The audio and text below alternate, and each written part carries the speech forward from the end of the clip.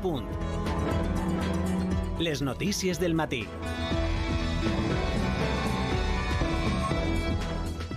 Dilluns 9 de setembre, són les 7, sintonitzen a Punt Mèdia. Això són les notícies del matí. Comença així una nova edició d'este informatiu que esta temporada presenta novetats. Per primera vegada, s'emet simultàniament per les 3 plataformes de Punt Mèdia, la ràdio, la televisió i el web.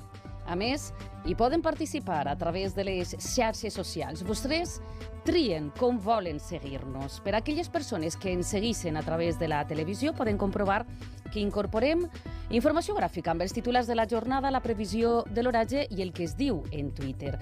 Estrenem format, però tenim l'esperit de sempre, oferir-los amb rigor i en valencià el que passa a la nostra comunitat i més enllà.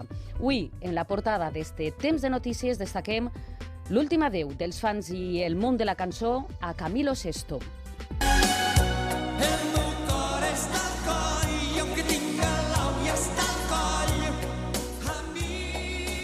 El cantant moria ahir als 72 anys per una fallida renal. La Capella Ardent s'instal·larà a Madrid a les 11. Més temes en portada. La tornada a l'escola a les 8 als instituts i universitats i a les 9 infantil i primària. En la tertúlia entrevistarem el conseller d'Educació, Vicent Marsà, i en clau nacional esta setmana és decisiva per a la investidura de Pedro Sánchez. De moment,